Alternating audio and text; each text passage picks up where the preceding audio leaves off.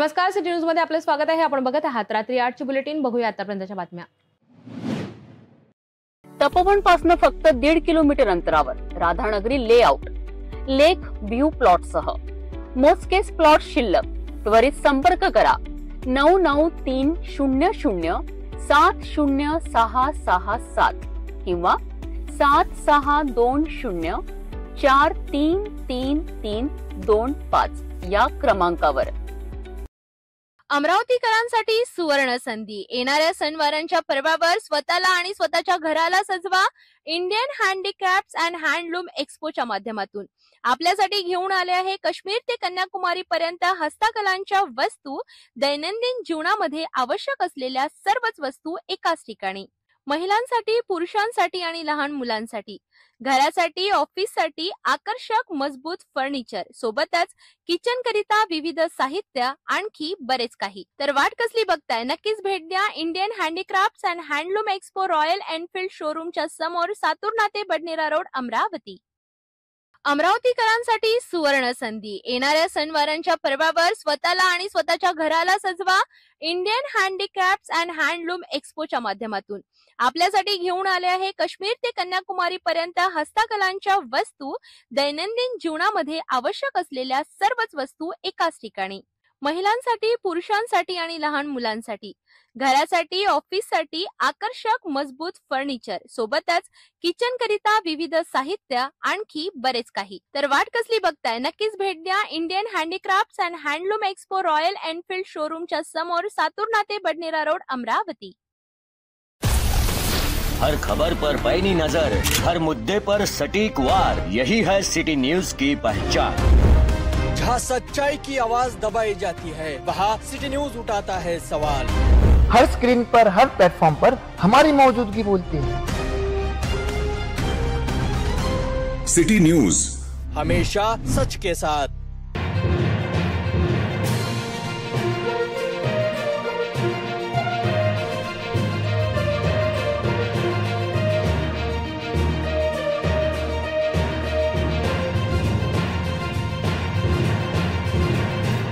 नमस्कार, city news मध्ये आपले स्वागत आहे। आपण बघत आहात रात्री 8ची बुलेटिन। बघूया आतापर्यंतच्या बातम्या। मध्य प्रदेशातून कामानिमित्त अमरावतीमध्ये आलेल्या एका तरुणाचा रहस्यमयरित्या मृत्यू झाल्याची घटना समोर आली आहे। आपल्या कंपनीच्या कामासाठी आलेला हा तरुण एका हॉटेलमध्ये मृतावस्थेत आढळला। या घटनेने परिसरात आणि त्यांच्या सहकाऱ्यांमध्ये शोककळा पसरली आहे। नेमकी ही घटना कशी घडली आणि पोलीस या प्रकरणी काय तपास करीत आहेत, जाणून घेऊया। मध्य प्रदेशातील छिंदवाडा जिल्ह्यातील रहिवासी असलेला अजित पुष्पेंद्र प्रताप हा तरुण एका कंपनीत मॅनेजर म्हणून कार्यरत होता। कंपनीच्या महत्वाच्या कामानिमित्त 20 ऑगस्ट रोजी तो अमरावतीमध्ये आला होता। त्याने हमालपुरा परिसरातील श्रीहरी हॉटेलमध्ये मुक्काम केला। सर्व काही सामान्य असताना सकाळी अचानक ही धक्कादायक बातमी समोर आली। सकाळी 10:30च्या सुमारास अजितचे सहकारी त्याला भेटण्यासाठी त्याच्या खोलीत गेले। दरवाजा उघडताच त्यांना तो मृतावस्थेत आढळला। तात्काळ त्याला जिल्हा सामान्य रुग्णालयात दाखल करण्यात आले, परंतु डॉक्टरांनी त्याला मृत घोषित केलं। डॉक्टरांच्या प्राथमिक अंदाजानुसार हृदयविकाराच्या तीव्र झटक्याने त्याचा मृत्यू झाल्याची शक्यता आहे। अचानक घडलेल्या या घटनेमुळे कुटुंबावर दुःखाचा डोंगर कोसळला आहे। अवघ्या काही तासांपूर्वी कामासाठी उत्साहाने आलेला तरुण आज कायमचा निघून गेलाय। राजापेठ पोलीस या संपूर्ण प्रकरणाची कसून चौकशी करीत आहेत। अजितच्या मृत्यूमागचं नेमकं कारण शोधण्याचा प्रयत्न पोलीस करीत आहेत। कंपनीच्या कामासाठी परक्या शहरात आलेल्या एका तरुणाचा असा अचानक मृत्यू होणं ही खरंच दुर्दैवी घटना आहे। डॉक्टरांनी जरी हृदयविकाराचा झटका हे प्राथमिक कारण दिलं असलं तरी पोलीस तपासातूनच या मृत्यूमागचं खरं कारण समोर येईल। या घटनेने त्यांच्या कुटुंबियांना मोठा धक्का बसला आहे।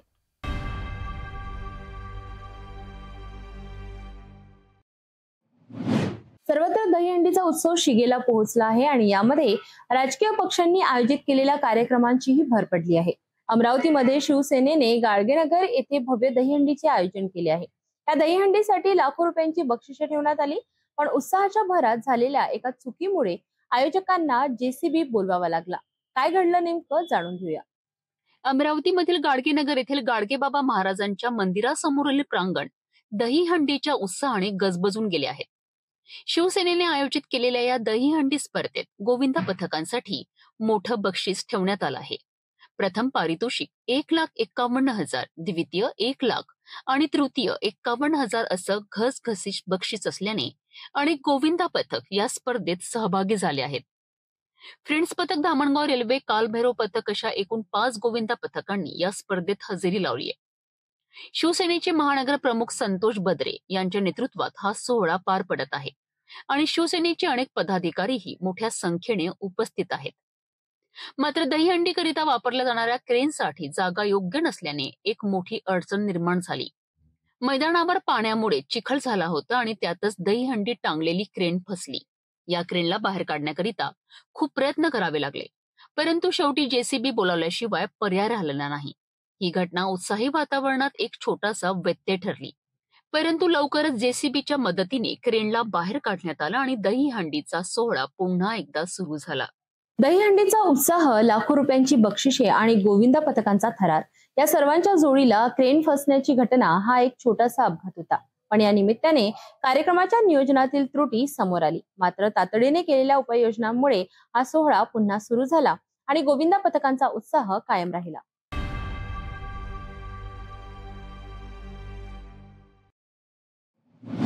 पश्चिम विदर्भात अवकाळी पावसाने हाहाकार माजवला आहे. अमरावती विभागीय आयुक्त कार्यालयाने नुकताच प्राथमिक अहवाल जाहीर केला असून त्यात 26 जणांचा मृत्यू, 250 जनावरांची हानी आणि तब्बल 2,29,000 हेक्टर शेती पिकांचे नुकसान झाल्याचे स्पष्ट झाले आहे. शेतकरी मोठ्या संकटात सापडला असून गावागावात भीतीचं वातावरण पसरलं आहे. पाहूया सविस्तर वृत्त. 1 जून ते 18 ऑगस्ट या कालावधीत पश्चिम विदर्भात पावसामुळे मोठ्या प्रमाणावर हानी झाल्याचे चित्र समोर आलं आहे. अमरावती, यवतमाळ, वाशिम, बुलढाणा आणि अकोला या 5 जिल्ह्यातील तब्बल 26 तालुक्यातील 760 गावांमध्ये आपत्तीचे सावट पसरले आहे. या काळात सुमारे 8,000 घरांची पडझड झाली आहे. 2,29,315 हेक्टर क्षेत्रातील तूर, कपाशी, सोयाबीनसह फळ पिके व भाजीपाला पिकांचे प्रचंड नुकसान झाले आहे. या नैसर्गिक आपत्तीत 26 जणांना आपला जीव गमवावा लागलाय, तर तब्बल 250 गुरांचा मृत्यू झाला आहे. सर्वाधिक नुकसान गेल्या 4 दिवसात झाले असून शेतकरी आर्थिक संकटात सापडले आहेत. प्रशासनाच्या मदतीकडे शेतकऱ्यांचे डोळे लागले आहेत. मात्र पीक हानीची भरपाई कधी आणि कितपत मिळणार याबद्दल संभ्रम आहे. सद्यस्थितीत अमरावती जिल्ह्यामध्ये एकूण 6,73,000 हेक्टर क्षेत्रावर पेरणी झालेली आहे. एकूण सरासरी क्षेत्राच्या 98% क्षेत्रावर पेरणी झालेली आहे. दिनांक 13 ऑगस्ट ते 19 ऑगस्ट मध्ये अमरावती जिल्ह्यामध्ये पाऊस जो झाला आहे त्यामध्ये अतिवृष्टीमुळे अमरावतीच्या जवळपास 12 तालुक्यामध्ये पिकं याच्यामुळे प्रभावित झालेली आहे. या 12 तालुक्यांमध्ये चांदूर बाजार आणि दर्यापूर या ठिकाणी पिकांची बाधितची हे क्षेत्र जास्त आहे. टोटल जिल्ह्यामध्ये आतापर्यंत एकूण या 13 ते 19 ऑगस्ट दरम्यान 26,558 हेक्टर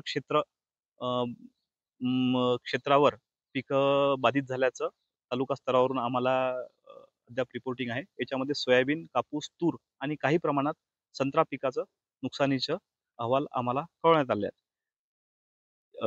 या ठिकाणी शेतकरी बंधूंना आम्ही कृषी विभागाच्या वतीने आवाहन करतो की ज्या ठिकाणी शेतामध्ये पाणी साचलेलं असेल त्या ठिकाणी उताराच्या दिशेने पाणी शेतातून बाहेर काढून द्यावे किंवा चर काढून शेतातून पाणी बाहेर काढून द्यावे. ज्या ठिकाणी पिकाला अशा वेळेस मुळाशी श्वासोच्छवासामुळे पिकाशी हवा खेळती राहत नाही, त्यावेळेला 13-045 तसेच 052-34 सारखे खत फवारणीचा विद्यापीठाचा सुद्धा या ठिकाणी सोयाबीन पिकावर सल्ला देण्यात येतो. पश्चिम विदर्भातील ही आकडेवारी धक्कादायक आहे. शेतकऱ्यांच्या हातची पिके उद्ध्वस्त झाली आहेत. शेतकरी हवालदिल झालेले असताना प्रशासनाने तातडीने मदतीसाठी पुढे यावं हीच शेतकऱ्यांची अपेक्षा.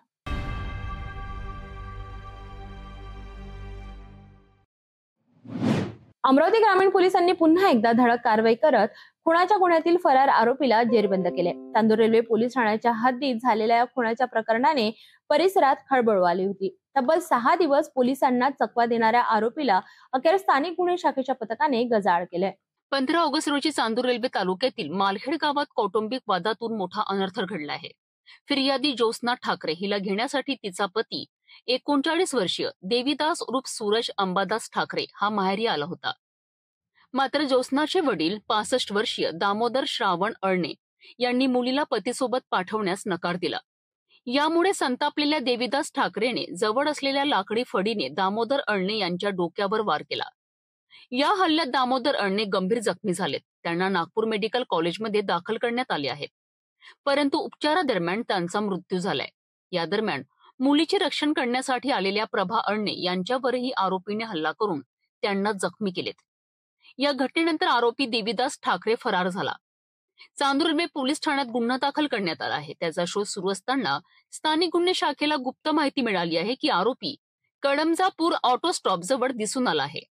पोलीस उपनिरीक्षक मुलचंद भांबुरकर यांच्या नेतृत्वाखालील पथकाने तात्काळ धाव घेतली व आरोपीला ताब्यात घेतले. नंतर त्याला पुढील कारवाईकरिता चांदूर रेल्वे पोलीस ठाण्यात सुपूर्द करण्यात आले. ही कारवाई पोलीस अधीक्षक विशाल आनंद, अप्पर पोलीस अधीक्षक पंकज कुमावत यांच्या आदेशाने तसेच पोलीस निरीक्षक किरण वानखडे यांच्या मार्गदर्शनाखाली करण्यात आली आहे. खुनाचा गंभीर गुन्हा करून फरार झालेल्या आरोपीला स्थानिक गुन्हे शाखेने अटक केल्याने नागरिकांमध्ये पोलिसांच्या कार्यप्रणालीबद्दल समाधान व्यक्त केले जात आहे. अमरावती ग्रामीण पोलिसांनी दाखवलेली तत्परता ही खरंच कौतुकास्पद आहे.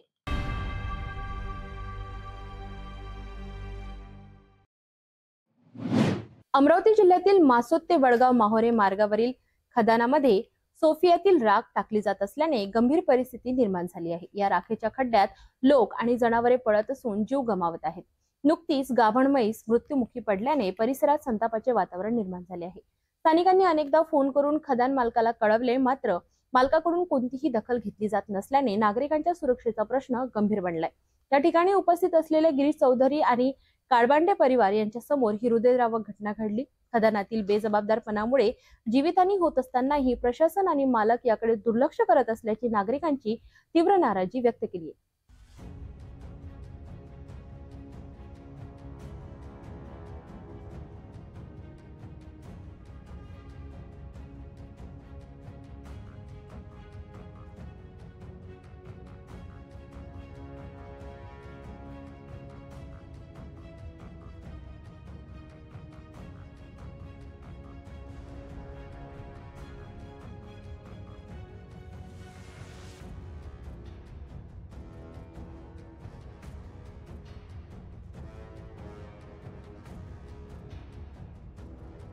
सकाळी 6 वाजता म्हणजे रात्री 6 वाजतापासून म्हैस फसलेली आहेत. 6 वाजतापासून म्हैस फसली आहेत. आम्ही एवढ्या जणांना मिळून सगळ्यांनी ते म्हैस काढली. पण आम्हाला असं वाटत होतं का ते म्हैस बा निघते. ते म्हैस निघते तर अशी येऊन बसली. 8-8:30 वाजेपर्यंत ती म्हशीची वाट पाहिली. 5-10 वेळा चक्रा मारल्या त्याच्यात. चक्रा मार रात्रीपासून तर आता सकाळपर्यंत डॉक्टर साहेब येऊन गेले. एकामेकाला फोन लावून राहिला, तो त्याच्यावर जाळून आला, तो त्याच्यावर जाळून आला. एकही जण येऊन नाही राहिला इथं कोणीच. या आले पाहिजे ना. येईन ग्रामसेवकानं, त्या आपल्या सरपंचानं, उपसरपंचानं परमिशना दिलेल्या. याच्यात पैसे खाऊन बसल्या पुरी ग्रामपंचायत. करून काय राहिले हे म्हैस पुरीच्या मायबीन मराले हे झाली. एक जण येऊन नाही राहिला इथं कोणीच. या आले पाहिजे ते ना. ट्रक उभा राहते तो इथंच. येणार का पुढं? नाही ट्रक राहते इथंच. माणसानं काही ना काही हे करायला पाहिजे ना.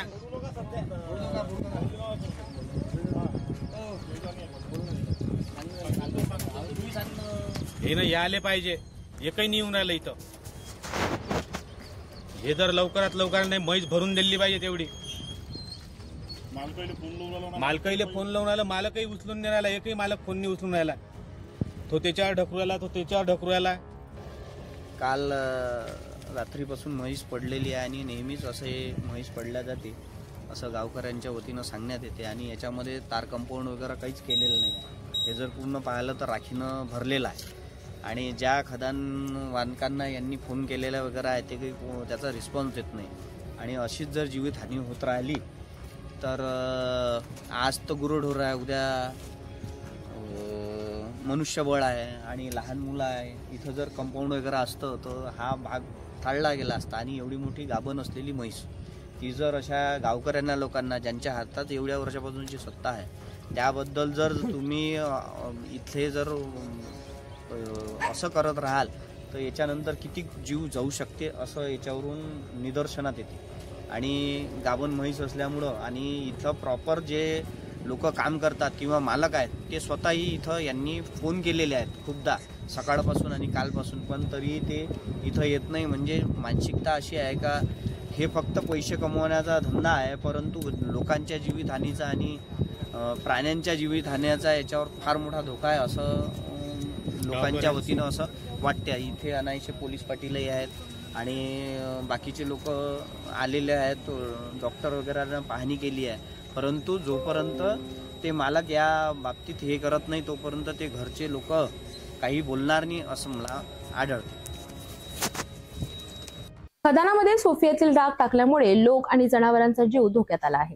ही बाब प्रशासनाने तातडीने गांभीर्याने घेऊन कारवाई करणे आवश्यक आहे, अन्यथा अशा घटना पुन्हा घडून आणखी मोठे नुकसान होण्याची शक्यता नाकारता येत नाही.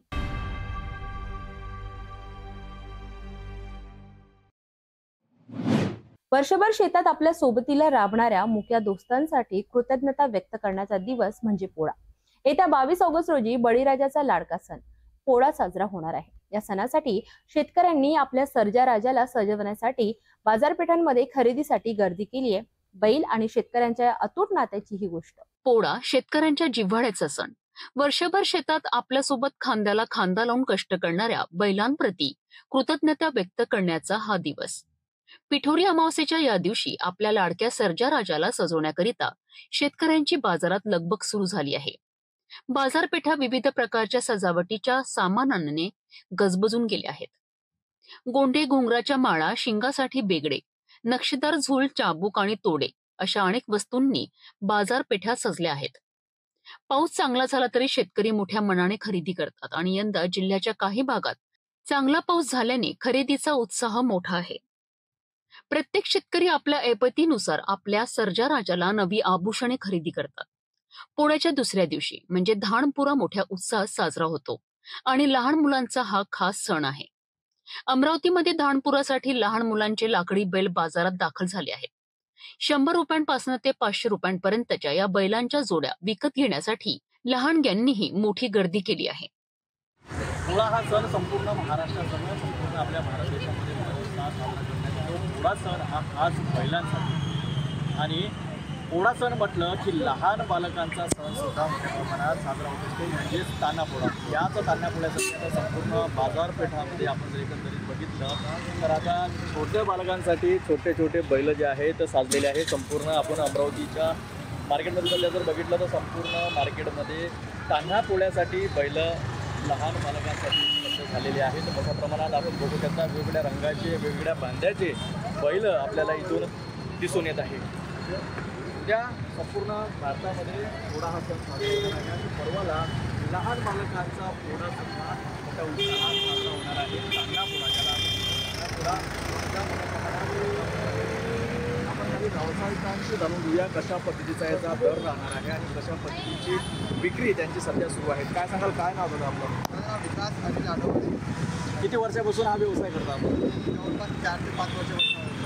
काय सांगाल, कशा पद्धतीची विक्री सुरू आहे, कशा पद्धतीचे भाव आहे, कशा पद्धतीचे भावाचे बैल आपल्याकडे सध्या उपलब्ध आहे? तरी या वर्षी तर जास्त म्हणजे गिरायकी तेवढ्या पद्धतीत नाही आहे आणि त्या पद्धतीने गिरायक म्हणजे कस्टमर तेवढे रेट पण देत आहे कस्टमर. ते कारण काय असेल नेमकं? म्हणजे भरपूर मात्रात दुकानं लागलेली आहे आणि उत्पादकाचं जास्त प्रमाण वाढलेलं आहे त्याच्यामुळं आणि रीच झालेलं आहे आणि ऑनलाईन पण जास्त पद्धती झाल्या आहे त्याच्यामुळं म्हणजे गर्दीत लोक कमी येत आहेत त्याच्यामुळं गिरायकी म्हणजे थोडी मार खाते. नक्कीच संपूर्ण अमरावती बाजारपेठांमध्ये सध्या मोठ्या प्रमाणात तान्हापोळ्याचे जे आहेत मार्केटमध्ये सध्या लहान बैल सजलेले आहेत. आणि दुसरं नेमकं कारण आम्ही तुम्हाला सांगू इच्छितो, संपूर्ण महाराष्ट्रासह विदर्भामध्ये मोठ्या प्रमाणात जे आहे तर पाऊस कोसळला त्याच्यामुळे मोठ्या प्रमाणात शेतकऱ्यांची यावर्षीचा पोळा जो आहे तो धोक्यात जाण्याची शक्यता सुद्धा नाकारता येत नाही. त्यामुळे मोठ्या प्रमाणात बाजारपेठांमध्ये गर्दीसुद्धा कमी पाहायला मिळत आहे. कॅमेरामॅन प्रदीप इंगोलेसह मी रोहित खरे पाहत राहा. पोळा आणि धानपुरा हे दोन्ही सण फक्त बैलांच्या कृतज्ञतेपुरते मर्यादित नाही, तर शेतकरी आणि मुलांच्या उत्साहाचे प्रतीक आहे. पोळा हा शेतकऱ्यांच्या कष्टाला आणि त्यांच्या सोबत्याला दिलेला मान आहे, तर धानपुरा बालकांच्या निरागस आणि आनंदाची परंपरेची जपवणूक करणारा सण आहे.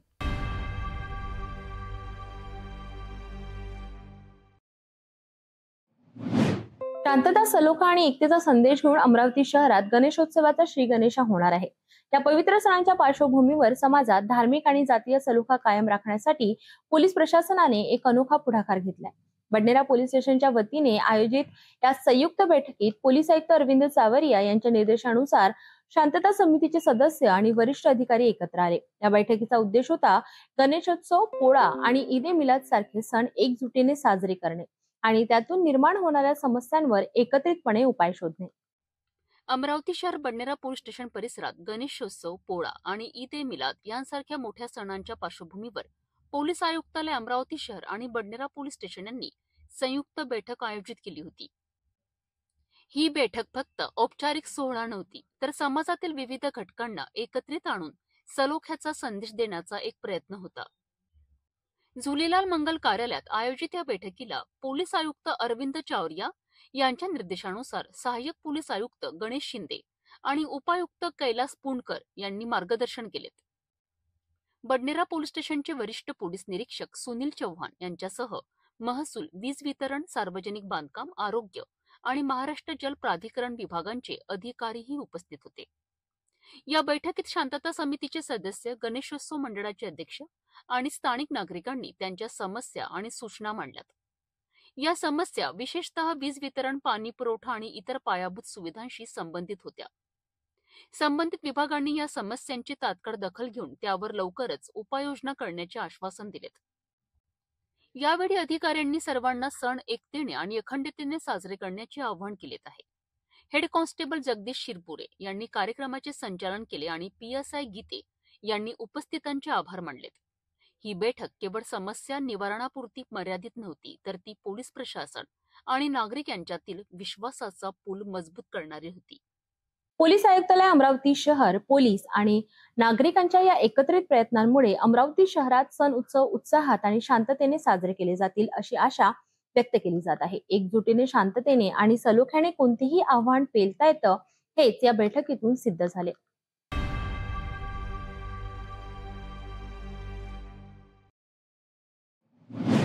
अमरावती शहरातील वाढत्या वाहतुकीच्या कोंडीमुळे नागरिक त्रस्त झाले होते। या समस्येवर तोडगा काढण्यासाठी आता प्रशासनाने कठोर पावले उचलली आहेत। नुकत्याच झालेल्या बदलांमुळे बडनेऱ्यामधील वाहतूक विभाग अधिक सक्रिय झाला असून नियमांचे उल्लंघन करणाऱ्यांवर दंडात्मक कारवाई सुरू करण्यात आली आहे। अमरावती शहराची वाहतूक व्यवस्था अधिक चांगली करण्याकरिता प्रशासनाने कंबर कसली आहे। मनपा आयुक्त सौम्या शर्मा आणि पोलीस आयुक्त अरविंद चावरिया यांच्या नेतृत्वाखाली झालेल्या बैठकीत शहरातील वाहतूक कोंडी, अपुरी पार्किंग व्यवस्था आणि पदपथांवरील अतिक्रमणे यांसारख्या गंभीर समस्यांवर चर्चा झाली। या बैठकीनंतर लगेचच वाहतूक विभागातील अधिकारी आणि कर्मचाऱ्यांच्या बदल्या करण्यात आल्या। या बदल्यांचा परिणाम म्हणून बडनेरा पोलीस स्टेशन अंतर्गत वाहतूक पोलीस आता पूर्णपणे ऍक्टिव्ह झाले आहेत। बडनेरा नवी वस्ती बसस्थानक जवळ यवतमाळ वाय पॉइंट, जय हिंद चौक, जुनी वस्ती परिसर आणि अल्मास गेट चौकासारख्या महत्वाच्या ठिकाणी वाहतूक पोलिसांनी विशेष तपासणी मोहीम सुरू केली आहे। वाहतूक शाखेच्या या कारवाईमुळे अनेक नियमबाह्य गोष्टींवर नियंत्रण मिळण्यास मदत झाली आहे। याच मोहिमेचा भाग म्हणून जय हिंद चौकात PSI शब्बीर खान आणि त्यांच्या सहकाऱ्यांनी केवळ 5 तासात 19 वाहन चालकांवर दंडात्मक कारवाई केली आहे। नो पार्किंग, नो एंट्री, कागदपत्रे नसणे आणि ट्रिपल सीट दुचाकी चालविणे यांसारख्या नियमांचे उल्लंघन करणाऱ्यांवर ही कारवाई करण्यात आली आहे। या कारवाईतून केवळ 5 तासात 16,650 रुपयांचा दंड वसूल करण्यात आलाय। वाहतूक शाखेचे वरिष्ठ पोलीस निरीक्षक विल्हेकर यांच्या मार्गदर्शनाखाली ही मोहीम यशस्वी झाली आहे। वाहतूक पोलिसांच्या या सक्रियतेमुळे वाहतुकीच्या नियमांना न जुमानता मनमानी करणाऱ्या वाहन चालकांमध्ये भीतीचे वातावरण निर्माण झाले आहे। काही नागरिकांनी या कारवाईचे स्वागत केले आहे आणि यापुढेही अशीच कठोर कारवाई सुरू ठेवल्यास शहरातील वाहतूक व्यवस्था सुधारण्यास नक्कीच मदत होईल अशी आशा व्यक्त केली जात आहे। या मोहिमेमुळे अमरावती शहरात वाहतूक नियमांची अंमलबजावणी प्रभावीपणे होताना दिसत आहे। वाहतूक पोलीस आणि नागरिकांच्या सहकार्याने ही मोहीम यशस्वी झाल्यास भविष्यात शहरातील वाहतूक अधिक सुरळीत होईल अशी अपेक्षा आहे।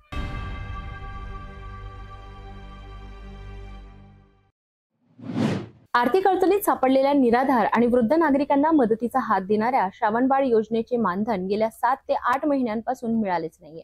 चांदूर रेल्वे शहरासह तालुक्यातील अनेक लाभार्थ्यांनी हीच अवस्था आहे। या विरोधात आता अनेक पक्षाचे पदाधिकारी एकवटले असून त्यांनी थेट तहसीलदार कार्यालयावर धडक दिली आहे।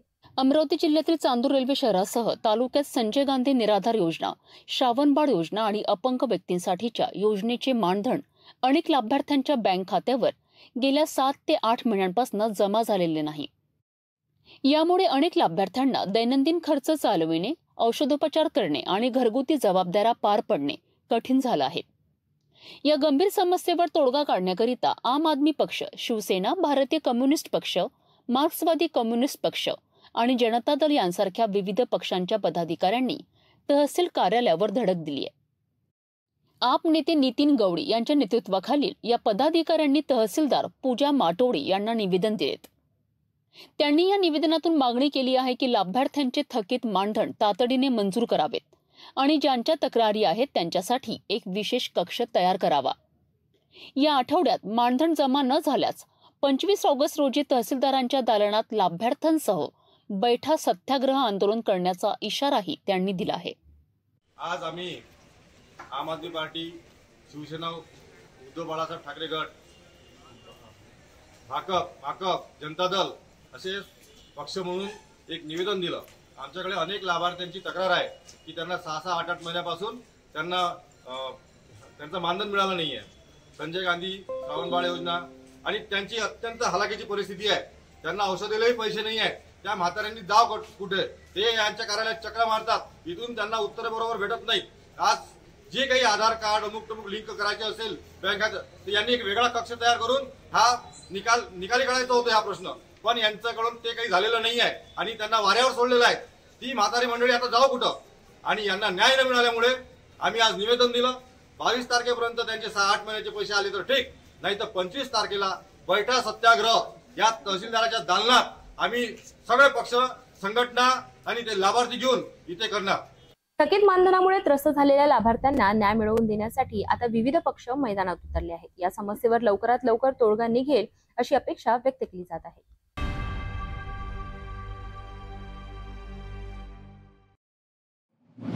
धारणी नगर पंचायत क्षेत्रातून एक धक्कादायक बातमी समोर आली आहे. प्रभाग क्रमांक 6 मध्ये एका घरात खाटेवर झोपलेल्या अवस्थेत एका महिलेचा मृतदेह आढळला. धारणी पोलिसांनी घटनास्थळी धाव घेतली असून तपास सुरू केलाय. मृत्यूचं नेमकं कारण अद्याप अस्पष्ट आहे.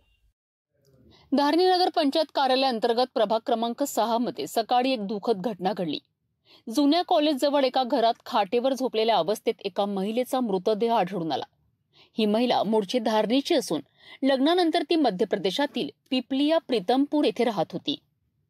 राखी पौर्णिमेसाठी ती आपल्या मुलासोबत धारणी इथे आली होती. या घटनेची माहिती मिळताच धारणी पोलीस स्टेशनचे ठाणेदार अवतार Singh Chavan, PSI Satish झालटे, ASI काजदेकर, ASI Jammu आणि महिला पोलिसांच्या पथकाने घटनास्थळी धाव घेतली.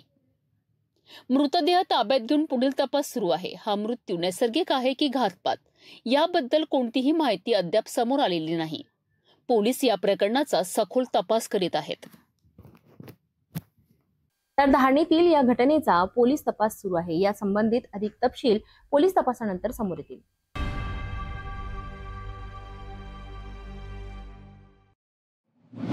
रेल्वे स्टेशनवर अनेकदा वेळेवर गाडी पकडण्याच्या घाईत प्रवासी आपला जीव धोक्यात घालतात.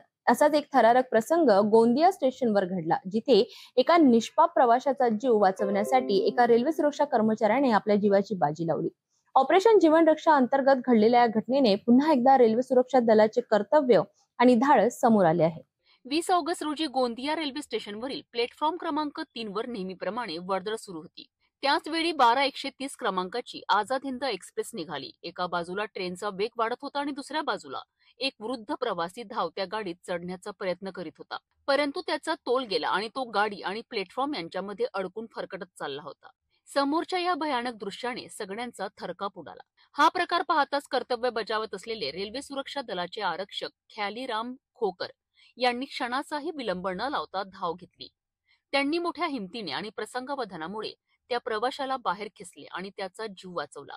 आरक्षकाच्या या धाडसामुळे एका क्षणात एक मोठी दुर्घटना टळली. ट्रेन मॅनेजरने तात्काळ ट्रेन थांबवली. थोड्याशा जखमा वगळता प्रवासी सुखरूप होता आणि त्याने आपला पुढील प्रवास सुरू ठेवला. ही संपूर्ण घटना स्टेशनवरील CCTV कॅमेऱ्यात कैद झाली आहे. या घटनेने रेल्वे सुरक्षा दलाच्या ऑपरेशन जीवन रक्षा या मोहिमेची यशस्वीता सिद्ध केली आहे. रेल्वे सुरक्षा दल सतत प्रवाशांना जागरूक करीत असते की धावत्या गाडीत चढणे उतरणे किती धोकादायक असू शकते, कारण केवळ तुमचाच नाही तर इतरांचाही जीव धोक्यात येऊ शकतो. रेल्वे सुरक्षा दलाचे आरक्षक ख्यालीराम खोकर यांचे हे कार्य खरोखरच प्रशंसनीय आहे. त्यांनी दाखवलेली समयसूचकता, धाडस आणि कर्तव्यनिष्ठा यामुळे एका प्रवाशाचा जीव वाचला.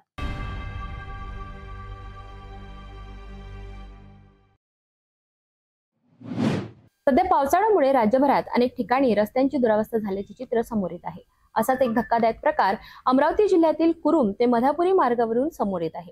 या मार्गावरील मोठे खड्डे आणि पाण्यामुळे रस्ता पूर्णपणे वाहून गेल्याने इथल्या नागरिकांना जीव धोक्यात घालून प्रवास करावा लागत आहे. या समस्येकडे प्रशासनाचे दुर्लक्ष का होत आहे यावर अधिक माहिती जाणून घेऊया. अमरावती जिल्ह्यातील कुरुम रेल्वे स्टेशन ते मधापुरी हा मार्ग दुरावस्थेमुळे चर्चेत आहे. हा रस्ता केवळ गावातील लोकांसाठीच नाही तर विद्यार्थी, शेतकरी आणि रेल्वे कर्मचाऱ्यांसाठीही एक महत्त्वाचा दुवा आहे.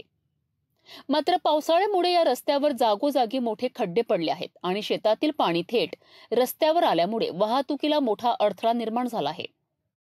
आपण बघितले की रस्त्यावर चिखल आणि पाण्याचे साम्राज्य पसरले आहेत. ज्येष्ठ नागरिकांना या चिखलातून चालणे जवळजवळ अशक्य झाले आहेत. अनेक वाहने या खड्ड्यांमध्ये अडकत आहेत, ज्यामुळे अपघाताचा धोका वाढला आहे. स्थानिकांनी दिलेल्या माहितीनुसार या रस्त्याची अवस्था इतकी बिकट झाली आहे की नागरिकांना जीव धोक्यात घालून प्रवास करावा लागतोय. स्थानिक प्रशासनाने याकडे पूर्णपणे दुर्लक्ष केल्याचा आरोपही नागरिक करीत आहेत. या समस्येवर कायमस्वरूपी तोडगा काढण्याची मागणी जोर धरत आहे. विशेष म्हणजे कुरुम रेल्वे स्टेशन प्रशासनानेही या समस्येबद्दल मधापुरीच्या ग्रामसेवकांना निवेदन देण्याची माहिती समोर आली आहे. आता यावर प्रशासन कधी लक्ष देणार आणि नागरिकांना या त्रासातून कधी मुक्ती मिळणार हे पाहणे महत्त्वाचे ठरेल.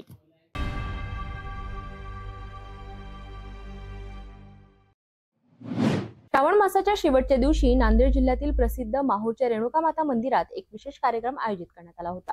श्री रेणुका माता मंदिरात श्रावण मासाची समाप्ती मोठ्या भक्तिमय वातावरणात संपन्न झाली. या निमित्ताने बुधवार 20 ऑगस्ट रोजी देवीची विशेष अलंकार पूजा आणि महाआरती पार पडली. श्रावण महिन्याचा शेवट गोड करण्यासाठी माहूरच्या श्री रेणुका माता मंदिरात 20 ऑगस्ट रोजी विशेष अलंकार पूजा मोठ्या उत्साहात पार पडली. ही पूजा पुजारी चंद्रकांत भोपी, संजय काण्णव, भवानीदास भोपी आणि शुभम भोपी यांच्या हस्ते संपन्न झाली. या प्रसंगी मंदिराचे कोषाध्यक्ष अभिजित जगताप आणि शिखर संस्थानचे महापुरुष वासुदेव भारती महाराज यांच्या हस्ते महाआरती करण्यात आली. या पूजेनंतर देवीला पुरणपोळीचा नैवेद्य दाखविण्यात आला.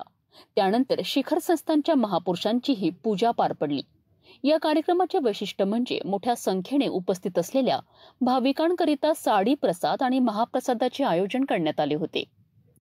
अन्नदानाच्या या कार्यक्रमाचे नियोजन अरुण घोडेकर, आकाश वानखेडे आणि संदीप जांबुतकर यांनी केले आहेत. या कार्यक्रमाला अरविंद देव, बालाजी जगत, दुर्गादास भोपी आणि व्यवस्थापक योगेश साबळे यांच्यासह अनेक मान्यवर उपस्थित होते. आज गडावर पुरंजनचा कार्यक्रम आहे. आज गडावर वेगवेगळे कार्यक्रम आज आयोजित केले जातात. आपल्यासोबत आज आहेत रेणुका मातेचे मुख्य पुजारी शुभमदादा भोपी, माऊली संभाजी भोपी. आज गडावर कुठले कुठले कार्यक्रम वगैरे असतात, आज भक्तांना जराशी माहिती मिळेल. आज परंजनाचं असं महत्त्व आहे. सर्वसाधारण आपण श्रावण महिन्यामध्ये श्रावण समाप्ती म्हणून परंजन प्रयोजन असं आपण नियोजन करतो. तर आई भगवती ही शंकराची अर्धांगिनी शिवशक्ती, त्या शक्तिपीठावर आपण दरवर्षी अनादिकालापासून परंपरा चालत आलेली आहे. तर आपण एक दिवस आधी महापुरुष म्हणजे दत्तशिखरला जे महंत आहेत त्यांना आपण आमंत्रित करतो. तसेच पूर्ण तालुक्यातील जे भक्त आहेत, देवीचे भक्त असतील, गाववासी असतील, गावकऱ्यांना आमंत्रण दिले जातं आणि ते सगळे आज गडावरती येतात. तर सकाळी साधारण 6:30 वाजता आम्ही मातेच्या पूजेला सुरुवात केली. पूर्ण अलंकार पूजा आजच्या दिवशी देवीची करण्यात येते. पूर्ण देवीला सिंदूर लेपन, देवीचा मलवर भरून. आज पुरणपोळीचं विशेष महत्त्व आहे. आज देवीला पुरणपोळीचा नैवेद्य, परशुरामाला परिवार देवतेला नैवेद्य अर्पण करून तसेच महापुरुष गडावर येतात रेणुका मंदिरामध्ये. ते आल्यानंतर त्यांचं पंचपाद्य पूजन करून गुरुची पूजा करून आम्ही त्यांची यथोपचाराने आरती वगैरे करून नंतर मग आपण त्यांना सगळ्यांना जेवायला देतो. यांचं भोजन झाल्यानंतर जे गावकरी आलेले आहेत, ते मातेचे भक्त आलेले आहेत, त्यांना आपण परशुराम मंदिराकडे विशेष म्हणजे सगळ्यांची जेवणाची व्यवस्था केलेली आहे. तसेच जे महिला भगिनी आहेत देवीच्या, त्यांना आपण साडी वाटप करतो महाप्रसाद म्हणून. त्यांना जेवणासोबतच साडीचं पण आपण वाटप करतो. आजच्या दिवशी वर्षातून हा एक खूप मोठा सण आहे. तर होती माहूरच्या रेणुका माता मंदिरातील श्रावण मासाच्या समाप्तीनिमित्त आयोजित विशेष अलंकार पूजेची बातमी. या कार्यक्रमात मोठ्या संख्येने भक्तिभावाने हजेरी लावून देवीचे आशीर्वाद भाविक भक्तांनी घेतले.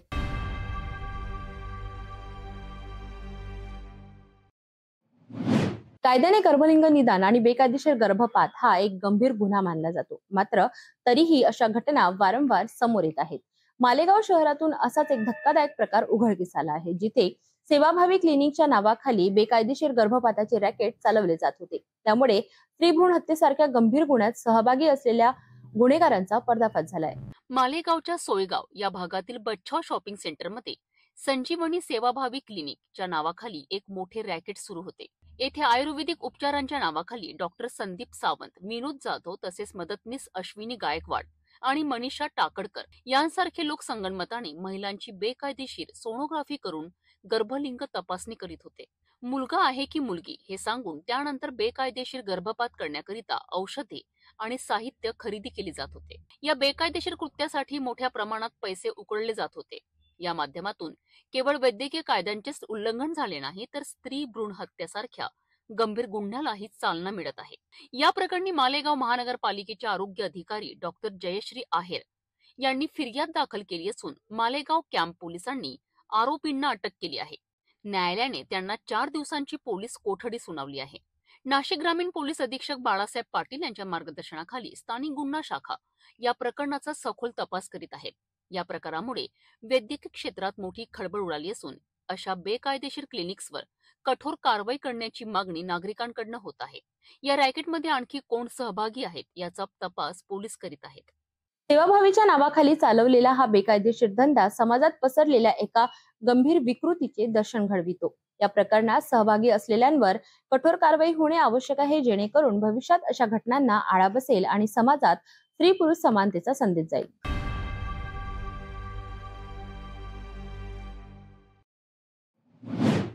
एका बाजूला शिक्षण हे विकासाचं सर्वात मोठं साधन मानलं जातं, पण दुसरीकडे शिक्षणाच्या नावाखाली चाललेला अक्षम्य निष्काळजीपणा समोर येत आहे.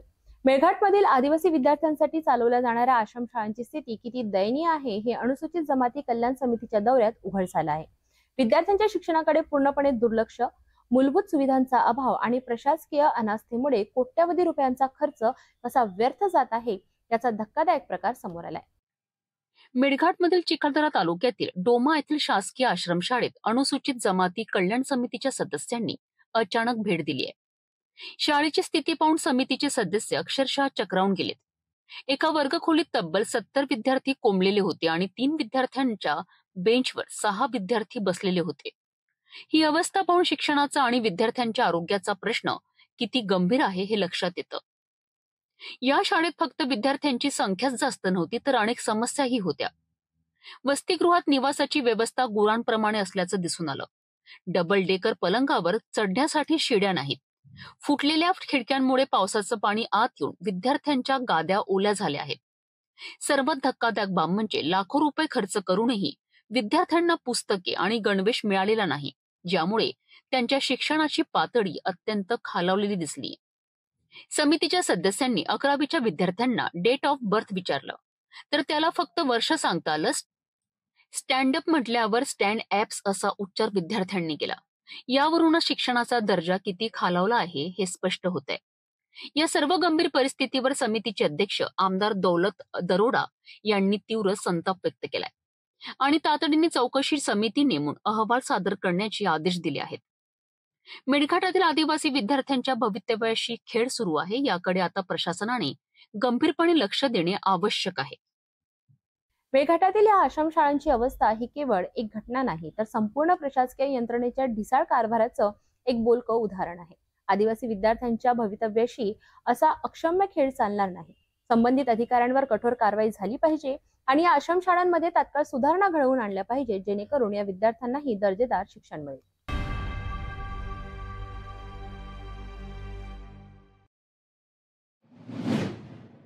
रात्री 8च्या बुलेटिनमध्ये एवढंच. भेटूया रात्री 10च्या बुलेटिनमध्ये. तोपर्यंत नमस्कार.